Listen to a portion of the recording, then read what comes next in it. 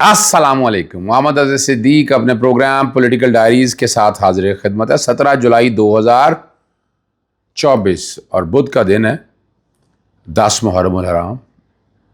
اور بڑا مشکل ہے فلسفہ حسینیت سمجھنا. ہر کوئی اس کو اپنے طریقے سے انٹرپریٹیشن کرنے کی کوشش کرتا ہے، لیکن یاد رکھیے گا دین حسینیت سے زندہ ہے.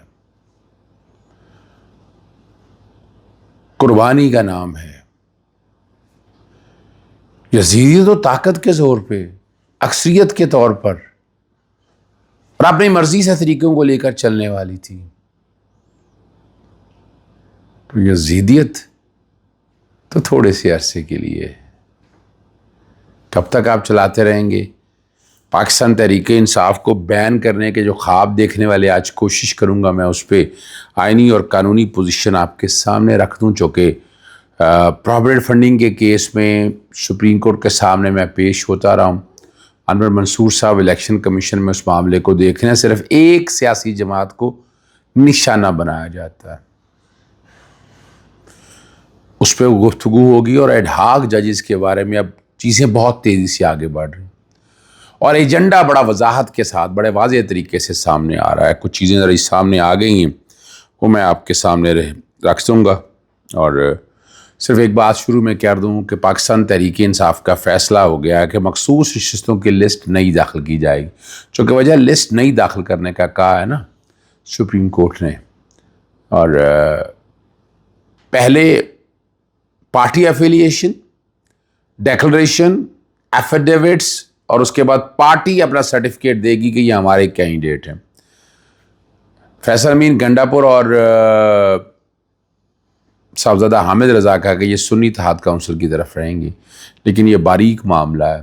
سنی اتحاد کونسل کو پارٹی مانا نہیں. تو یہ دو لوگ جب سنی اتحاد کونسل میں ساروں کا کہہ دیا نا، وہاں جانا جو ہے کہ سنی اتحاد کونسل چونکہ پارلیمانی پارٹی نہیں ہے، الیکشن نہیں لڑا ہے، تو ذرا ایک مشکل سبجیکٹ ہے. آزاد کے طور پر تو شاید رہ سکیں، لیکن سنی اتحاد کونسل کے طور پر شاید میں جو انٹرپریٹیشن کر پایا ہوں اس فیصلے کی، وہ میں نے سامنے رکھنی ہے. تو مخصوص نشستیں، مصیبت بڑی پڑی ہے، مرچیں بہت لگی ہیں. چاہ رہے تھے کہ میجورٹی آ جائے اور تیا پانچا کر دے، اور میں نے وہ بھی بتایا کہ کون کون سے آرٹیکلز میں ترمیم کرنا چاہتے تھے. میں اشارتاً بتا دیتا ہوں. آرٹیکل 6، آرٹیکل 17 جو پولیٹیکل پارٹی کو بین کرنے کے حوالے سے، ججز تعیناتی اور ججز ریٹائرمنٹ ایج اس کے کانٹیکسٹ میں، اور مختلف جورسڈکشن یعنی ایک ہائی کورٹ سے دوسرے ہائی کورٹ میں ججز کو ٹرانسفر کرنے سے. اب یہ سارے چارے اپنی مرضی کے مطابق فیصلے ہو جائیں تو وہ ممکن نہیں، اور ہو بھی نہیں سکتا. اگلی بات جو آپ کے سامنے میں نے رکھنا ہے، وہ ایک ذکر میں کرنا چاہتا تھا کہ پاکستان تحریک انصاف کو بین جو کرنا چاہ رہے ہیں، انہیں ایک کتاب جو تحریر کی گئی ہے، ڈان نے 2016 میں لکھی ہوئی ہے، اور تاریخ کے ساتھ پیچھا کرتے رہیں گے. نواز شریف نے اسامہ بن لادن سے ضیاء الحق کے دور میں پاکستان پیپلز پارٹی کی بے نظیر کے خلاف انتخابات لڑنے کے لیے فنڈ حاصل کیا، اور اس کتاب میں آج تک اس کی ریبرٹل کیا ہوئی کتاب بین تو ہم کروا نہیں سکے کہ نواز شریف کے اسلامی نظامی حکومت متعارف کرانے کے عہد نے نہ صرف خالد خواجہ بلکہ اسامہ بن لادن کو بھی متوجہ کیا. اسامہ کی جانب سے بھاری فنڈنگ کے نتیجے میں اقتدار میں آنے کے بعد نواز شریف آدھے وعدوں سے مکر گئے. اور کتاب میں ISI کے سابق ڈائریکٹر جنرل ریٹائرڈ گل حمید وغیرہ کا وہ نوٹ بھی شامل ہے، جس میں انہوں نے دعویٰ کیا تھا کہ خالد خواجہ کے کچھ عرصے تک نواز شریف سے قریبی تعلقات تھے. یہ وہ سچ ہے. یعنی اب یہ کیا ہم بھول جائیں گے؟ اور نواز شریف کو تو فنڈنگ ہے. ایئر مارشل اسکر خان کے کیس میں آپ دیکھ لیں، ہم نے اس پہ کچھ نہیں کیا. آج بڑی مرچیں لگی ہوئی ہیں اس حوالے سے. اور اگر اس میں اسحاق ڈار نے کہا جناب ممنوع فنڈنگ ہے، او بھائی میں نے ان کو کہا کہ تھوڑا سا آپ قانون پڑھ لیں، تھوڑا سا آئین سیکھ لیں، آپ لوگوں کو سمجھ آ جائے کہ پروہیبٹڈ فنڈنگ والی جو بات ہے وہ کیس ہے کیا. کیس ہے کہ پاکستان تحریک انصاف کے کارکنوں دوہری شہریت بھی رکھتے ہیں، انہوں نے فنڈ دیے. انہوں نے کہا یہ فورن فنڈنگ ہے. جب یہ معاملہ سارا شروع ہوا، اسلام آباد ہائی کورٹ بھی گیا. آپ کو یاد ہے لاہور ہائی کورٹ میں نے بینش کی طرف سے ان کو کہہ دیا تھا کہ آپ فورن نیشنل ہیں. وہ تعالیٰ نے کہا ڈیو نیشنلٹی فورن نیشنل کیسے ہو سکتے ہیں. تو اس حد تک جو آرڈر ہے نا وہ سیٹسفائڈ کرتے ہیں. اور اس آرڈر کے اندر جتنا بھی ہائی کورٹ میں اور الیکشن کمیشن کے سامنے شروع میں چلتا رہا فورن فنڈنگ، اور الٹیمیٹلی اس کا ٹائٹل بھی چینج کروایا گیا اور پروہیبٹڈ فنڈنگ پہ آیا. یاد آ گیا آپ کو، ممنوع فنڈنگ کا. تو یہ ان صاحب کو پتہ نہیں. میں آج کل جو کہ میری سوشل میڈیا ٹیم محرم کی وجہ سے کام نہیں کر رہی، آپ صرف آوازیں سن رہے ہیں، تو اس میں سیکشن 211 اور 212 پڑھ لیجیے گا. 211 اکاؤنٹس مینٹین کرنے کے حوالے سے بات کرتا ہے، 212 کسی بھی سیاسی جماعت کو تو فورن ایڈڈ کا لفظ استعمال ہوا. اور آرٹیکل 17 میں ملکی سالمیت اور کے خلاف، یعنی فورن ایڈڈ پارٹیوں کی ملکی سالمیت، یعنی وہ اس لیے فورن ایڈڈ پارٹی کا لفظ ہے. تو اس لیے یہ بھی سونے، یہ بھی جو خواب ہے نا، یہ دور کے ہیں، بہت دور کے ہیں. اور کامران خان نے بھی اپنے پروگرام میں ان کے چہرے دکھا دیے کہ یہ جو آپ لے کر بیٹھے ہوئے ہیں یہ آپ. اور میں نے آپ کو بتایا تھا کہ یہ دن میں خواب دیکھتے ہیں، ان کی اہمیت کوئی نہیں ہے، ان خوابوں کی حیثیت ہی کوئی نہیں ہے. آرٹیکل 17 بھی میں نے اس لیے آپ کو کہا بیک گراؤنڈ پہ، وہ بھی میں نے چلا دیا، اور وہاں سے آپ کو اندازہ ہو جائے گا کہ یہ جو بات یہ کرتے ہیں یہ غلط ہے. اور الیکشن کمیشن کا فیصلہ بھی اس پہ بڑا کلیئر ہے.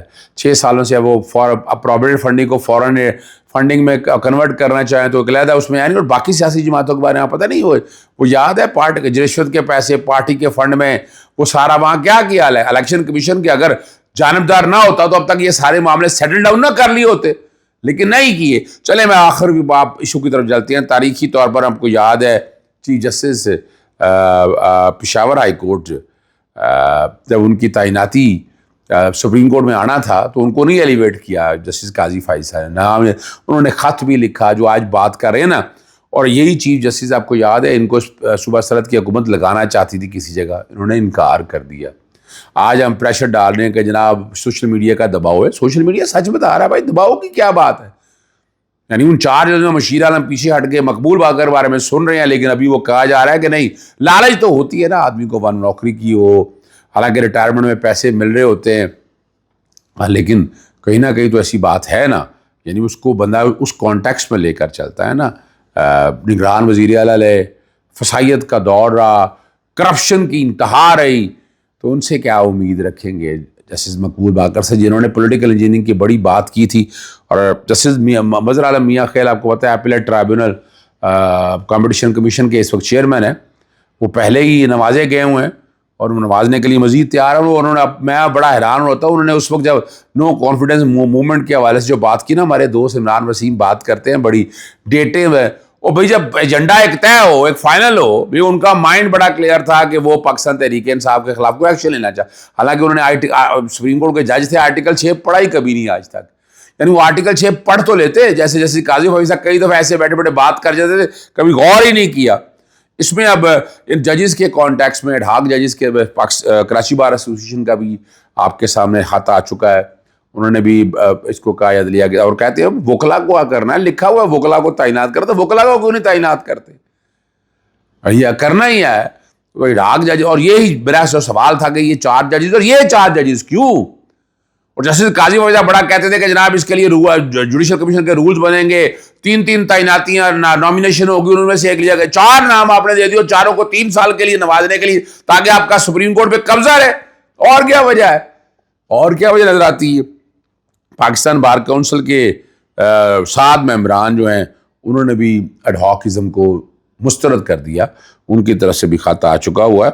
اور انہوں نے بڑی واضح طور تک انہوں نے کہا کہ جو پارلیمانی کمیٹی، جوڈیشل کمیشن اور پارلیمانی کمیٹی اس طرح کی ریٹائرڈ ججز کی تعیناتی کو انڈورس نہ کرے.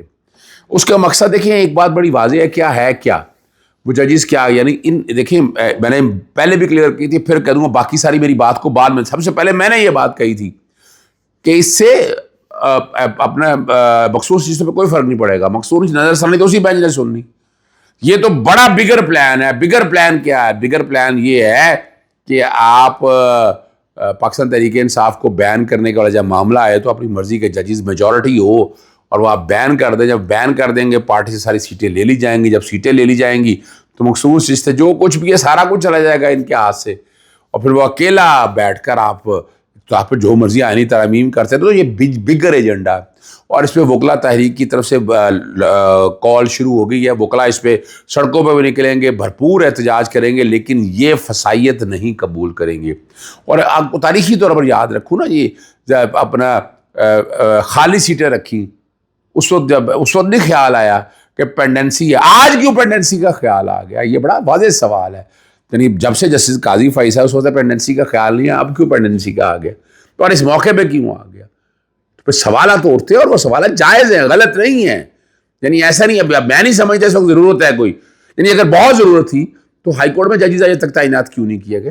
تمام ہائی کورٹ میں ججز پینڈنگ پڑے ہیں, وہاں نہیں ہے, وہاں پینڈنسی نہیں ہے. آپ صرف سپریم کورٹ کو لے کر بیٹھے ہوئے ہیں, ذرا وہ بھی بتائیں. ذرا ہائی کورٹ میں تعیناتیاں جو ہائی کورٹ میں جو پینڈنسی پڑی ہے وہ کون لے گا؟ High court, Lahore high court, Sindh high court, Peshawar high court, وہاں کیا بات کریں گے آپ؟ تو اس لیے یہ والا جو چورن ہے یہ بھی بکنے والا ہے. اجازت چاہتا ہوں. السلام علیکم. اللہ حافظ. پاکستان زندہ باد.